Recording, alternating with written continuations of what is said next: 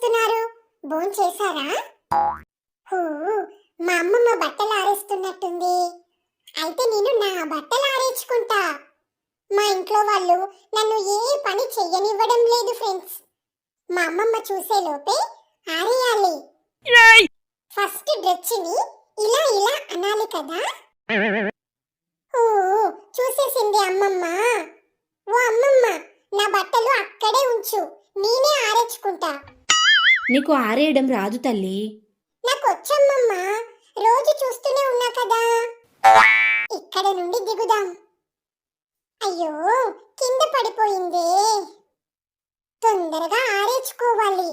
జరగమ్మమ్మా, అడ్డొస్తున్నావు నువ్వు. ఇగో చూడండి ఫ్రెండ్స్, దండం ఎంత పైకి కట్టారో. నేను ఎలా ఆరేసుకోవాలి చెప్పండి? అన్నీ ఇంతే ఫ్రెండ్స్. ప్రతిదీ నాకు అందకుండా కడతారు, దొరకకుండా దాస్తారు. వేరే వాళ్ళ ఇంట్లో ఆరేద్దాం అనుకుంటే వాళ్ళు కూడా ఇలానే దండం పైకి కట్టారు. ఫస్ట్ ఈ ఒక్కటైనా ఎక్కడైనా ఆరేయాలి. పో పో అమ్మమ్మ, మొత్తం మీ బట్టలే ఆరేసుకోండి. ఎక్కడ కూడా మంచి ప్లేసే కనిపించడం లేదు. సరే కానీ టివ్వురా, నేను ఆరేస్తాలే. వద్దు మమ్మీ, నేను ఆరేస్తాను కదా. గింత చిన్న పనికి మస్తు పోటీ పడుతున్నారు మీరంతా. ఈ బండి మీద ప్లేస్ ఉన్నట్టుంది, ఆరేస్తే పోలే. అమ్మో, ఒకవేళ బండి ఓనర్ వచ్చి బండి తీసుకుపోతే నా డ్రెస్ కూడా పోతుంది. వద్దు వద్దు, ఇలా కాదు, చేతుల మీదనే ఇలా ఇలా దులుపుతూ అటు ఇటు తిరుగుతుంటే అదే ఆరిపోతుంది. చూసారా, సగం ఆరిపోయింది.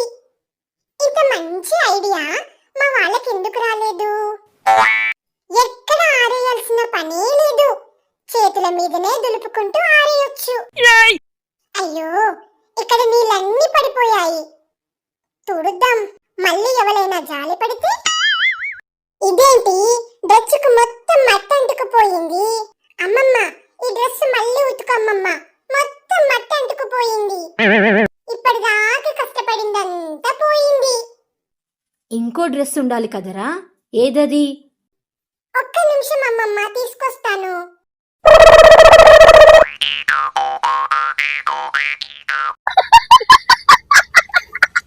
ఇదిగో తీసుకో, తొందరగా ఉతుకమ్మమ్మా.